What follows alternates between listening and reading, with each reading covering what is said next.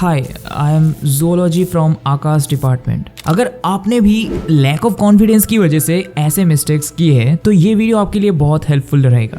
आज आपको कॉन्फिडेंटली और फ्लुएंटली इंग्लिश बोलने के साथ वर्ल्ड क्लास टिप्स और रिसोर्सेज बताऊंगा जिससे आपको अगले 15 डेज में रिजल्ट दिखना स्टार्ट हो जाएगा। और ये टिप्स सिर्फ इंग्लिश के लिए ही इफेक्टिव नहीं बल्कि अदर लैंग्वेजेस को बोलने के लिए भी आपका कॉन्फिडेंस बूस्ट करेगा। अब इंग्लिश की बात करें तो ये एक पॉपुलर बिजनेस लैंग्वेज है। प्रोफेशनल सेक्टर्स में मोस्टली इस लैंग्वेज की जरूरत होती है। लेकिन एक चीज याद रखना दोस्तों, इंग्लिश हमारा मदर टंग नहीं है, इसलिए इनिशियली लैंग्वेज बोलते वक्त मिस्टेक करना इज कम्प्लीटली नॉर्मल। लेकिन इसका मतलब ये नहीं कि आप फ्लुएंटली इंग्लिश बोल नहीं सकते, बस आपको कुछ स्ट्रेटेजीज फॉलो करने हैं एंड खुद को इम्प्रूव करना है। अब देखो, रिटन इंग्लिश और स्पोकन इंग्लिश में अंतर है। माना कि स्पोकन इंग्लिश के लिए भी आपको बेसिक ग्रामर का नॉलेज होना चाहिए, लेकिन फ्लुएंटली इंग्लिश बोलने के लिए आपको कुछ और ही स्ट्रेटेजीज फॉलो करना है। इसलिए हमने आपके लिए रिसर्च करके एक्सपर्ट्स के द्वारा सजेस्टेड 7 ऐसे ट्राइड एंड टेस्टेड स्ट्रेटेजीज ढूंढ लिया है जो आपको इंग्लिश में फ्लुएंट बना के ही रहेगी। तो चलो जान लेते हैं क्या स्ट्रेटेजीज है, कैसे कॉन्फिडेंटली इंग्लिश बोलना है एंड कुछ रिसोर्सेज जो आपको इंग्लिश बोलने के लिए कॉन्फिडेंट बनाएगा। So without any further delay,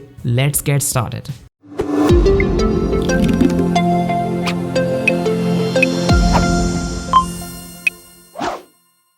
number 1, know your fear. एक चीज आपके लिए जानना बहुत जरूरी है कि self confidence is the key to success. अब कुछ फैक्टर्स की वजह से हम अपना सेल्फ कॉन्फिडेंस खो बैठते हैं। इंग्लिश बोलने के केस में भी ऐसे फैक्टर्स है, जैसे बहुत लोगों को लगता है हमारा एक्सेंट अच्छा नहीं है या फिर हमारा ग्रामर स्ट्रॉन्ग नहीं है। मे बी आपको स्टेज फियर है या आप लोगों के सामने बोलने से घबराते हो। ऐसा कोई भी रीजन हो सकता है। इसीलिए सबसे पहले आपका रिस्पॉन्सिबिलिटी है अपने डर को पहचानना, क्योंकि डिजीज का नाम पता चलेगा तभी ट्रीटमेंट हो पाएगा ना। बहुत लोग तो इंग्लिश बोलने से इसीलिए घबराते हैं क्योंकि उन्हें लगता है सामने वाला उन्हें जज कर लेगा। लेकिन wait a minute, it's okay अगर आप 1-2 मिस्टेक्स करते हो। इंग्लिश हमारा फर्स्ट लैंग्वेज नहीं है। मिस्टेक्स जरूर होंगे बट उसके ऊपर हमें वर्क करना है। हमें हर दिन मेहनत करके खुद को इम्प्रूव करना है। Number 2, reading practice. अगर आपको लगता है आपको इंग्लिश का कुछ भी नहीं आता तो ये स्टेप आपके लिए ब्रह्मास्त्र साबित हो सकता है। आज आप जितने भी सक्सेसफुल पर्सनैलिटीज को देखते हो उनमें एक हैबिट कॉमन है, that is reading a book every day. Daily book पढ़ने से आपका प्रोनाउंसिएशन इंप्रूव होगा, वोकैबुलरी स्ट्रांग होगा, ग्रामर बेस इंप्रूव होगा एंड कॉन्फिडेंस भी बूस्ट होगा।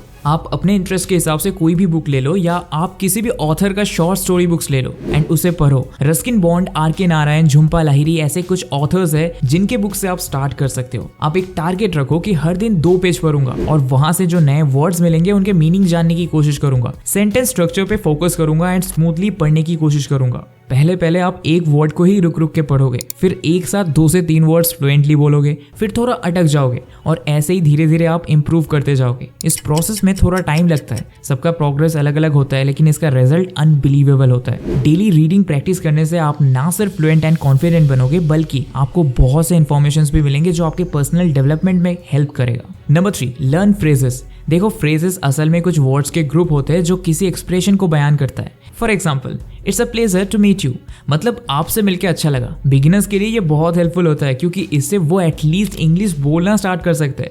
इवन फ्रेजेस आपके इंग्लिश को और प्रोफेशनल बना सकता है। फॉर एग्जाम्पल, सॉरी बहुत ही कॉमन है। अगर आप उसकी जगह इट्स माई फॉल्ट या आई एपोलोजाइज बोलोगे तो और भी ज्यादा प्रोफेशनल साउंड करेगा। और इंग्लिश फ्रेजेस सीखने के लिए मैं डिस्क्रिप्शन में कुछ रिसोर्सेज ऐड कर दूंगा, उससे आप अभी से सीखना स्टार्ट कर सकते हो। इवन आप इसके रिलेटेड एक और काम कर सकते हो और वो है आप इंटरव्यू क्वेश्चन आंसर प्रैक्टिस करो। कुछ ऐसे क्वेश्चंस होते हैं जैसे tell me about yourself, what's your aim in life. इन क्वेश्चंस के आंसर प्रिपेयर करना स्टार्ट कर दो। अगर आप पहले से प्रिपेयर्ड रहते हो तो आगे जाके डर नहीं लगेगा। Number 4, consume English content.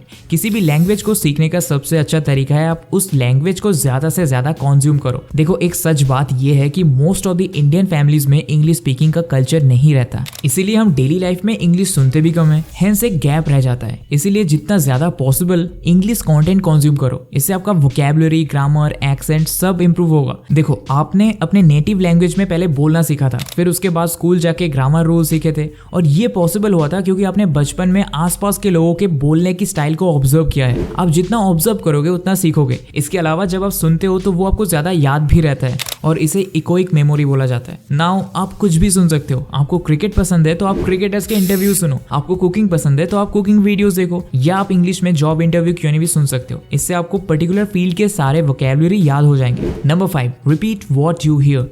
देखो अब आपने सुनना स्टार्ट कर दिया है, अब बारी है उसे रिपीट करने की। देखो जब आप सुनोगे तब इंग्लिश बेटर तो हो जाएगा, आपके दिमाग में इंग्लिश सेंटेंसेस फॉर्म होने लगेंगे, लेकिन अगर आप बोलने की प्रैक्टिस नहीं करोगे तो आप बहुत अटक अटक के बोलोगे, और तो और हमारे इंटोनेशन भी गलत हो सकते हैं। हम जब इंग्लिश बोलेंगे वो बहुत रोबोटिक एंड वियर्ड साउंड करेगा, एंड इट्स नॉर्मल, हर किसी के साथ ये प्रॉब्लम होता है। इसीलिए आप यूट्यूब से कोई भी इंग्लिश इंटरव्यू उठा लो, उसे सुनो, सबटाइटल्स ऑन कर दो, सुनने के साथ साथ वर्ड्स पे फोकस करो और उसे एक बार रिपीट करने की कोशिश करो। एक बार वीडियो देख लो, देन फिर से प्ले करो और वीडियो के साथ साथ बोलने की कोशिश करो। अगर आपका प्रोनाउंसिएशन या इंटोनेशन गलत रहता है तो आपको तुरंत पता चल जाएगा, इससे आपका स्पीकिंग स्टाइल ही चेंज हो जाएगा और इसका रिजल्ट देखने के बाद आप खुद ही चौंक जाओगे। Number 6, talk to someone in English. दोस्तों आप इंग्लिश सीख तो रहे हो पर लोगों के साथ बोलने की प्रैक्टिस नहीं करोगे तो एक डर अंदर ही अंदर रह जाएगा। इसलिए किसी दोस्त के साथ प्रैक्टिस करो, या फिर अगर आप शाय हो तो ऑनलाइन प्लेटफॉर्म्स पे जाओ, किसी अननोन इंसान के साथ इंग्लिश में बात करो। ऐसे बहुत लोग होते हैं जो इंग्लिश अच्छा बोल भी लेते हैं बट लोगों के सामने बोलने से घबरा जाते हैं, इसीलिए ये स्टेप आपके लिए बहुत हेल्पफुल होगा। अब अगर आपको कोई भी नहीं मिल रहा है तो खुद ही खुद का दोस्त बन जाओ।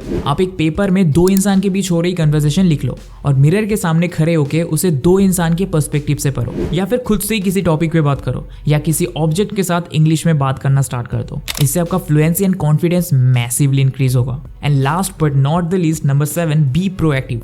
लास्टली सबसे इंपॉर्टेंट, आपको प्रोएक्टिव होना है, मतलब आपको खुद से एक्टिवली एक्शन लेना है। Let's not wait for opportunities, let's just create them. अब जाओ, लोगों को अप्रोच करो, विदाउट एनी हेजिटेशन इंग्लिश में बात करो। क्या हुआ अगर आप कुछ गलत बोलोगे तो? ये एक लैंग्वेज ही तो है, आप सीख जाओगे। और ये डर बिल्कुल ही दिमाग से निकाल दो कि वो लोग आपको जज करेंगे। कौन होते हैं वो जज करने वाले? इंडीड इंग्लिश एक वास्ट लैंग्वेज है, आपको टाइम लगेगा सीखने में, आप मिस्टेक्स करोगे, but it's not a rocket science. कोई भी कंप्लीटली परफेक्ट नहीं है, इसीलिए आपको कॉन्फिडेंट होना है, प्रोग्रेस करना है और आपको खुद पे फोकस करना है, लोगों पे नहीं। इसीलिए नेक्स्ट टाइम से खुद से इंग्लिश में बात करना स्टार्ट करो। So that's it for today. उम्मीद करता हूँ आपको कुछ नया सीखने को मिला, तो मिलेंगे बहुत जल्दी। Till then good bye and thanks for watching.